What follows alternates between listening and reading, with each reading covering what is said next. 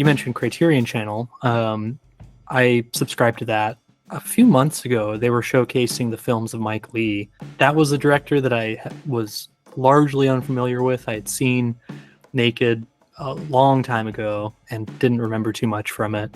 So Criterion Channel had a bunch of his movies, I think mostly from his BBC television days before he was really doing feature films. He was doing television films, almost like teleplays. Out of the ones I watched, I didn't watch all of them, but I watched a good handful of them. And the one that really stuck with me the most was Hard Labor from 1973. It's very, very simple, very stripped down. I suppose you could call it a filmed play, but I think it is something that is very particular to film because there's not much of a story. It's more about kind of capturing an existence. It's a very, very humble kitchen sink drama of kind of following several characters, working class characters, and just living a few days in their shoes. If I could compare it to one thing that might be recognizable, would be Jean Delman. Is that how you say it? The Chantal Ackerman movie? Yeah, I think so. Jean Delman. Yeah, Jean Delman. Have you seen that? Jean Delman? I have not seen that, actually. Okay. I've actually seen a couple of Chantal Ackerman movies, but I have not yet seen that one. Well, yeah, to me, Hard Labor was kind of in the same ilk in that you're sort of spending, well, with Jean Delman, it's a lot of time. This is Hard Labor is like 80 minutes, whereas about half the runtime of Jean Delman.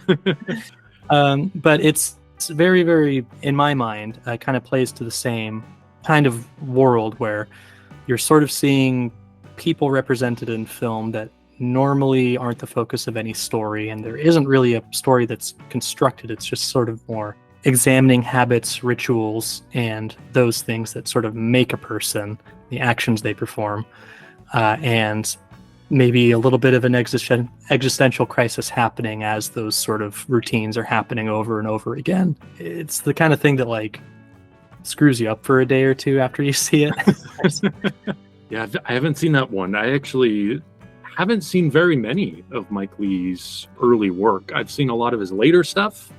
I've seen Naked, of course. Vera Drake is a very underrated one. When he goes dark, he goes all the way. You know, he doesn't pull any punches. Like if it's the story he's telling, if it's the world he's focusing on, if it's the people he's choosing to portray, if it's bleak and tough, then it's going to be bleak and tough. You know, he's not going to soften any of that.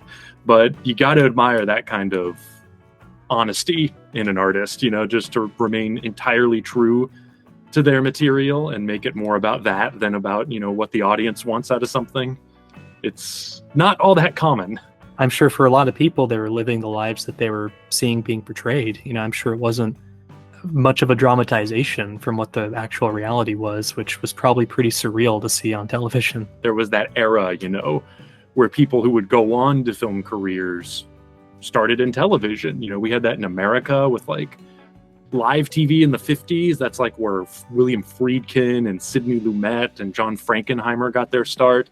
And then in Britain, you know, they had the BBC. I know, obviously, Mike Leigh started out in television, but also I think Tony Richardson started out in TV. Richard Lester started out in TV, and so many others. You know, it was like basically the training ground for a particular generation of great British filmmakers.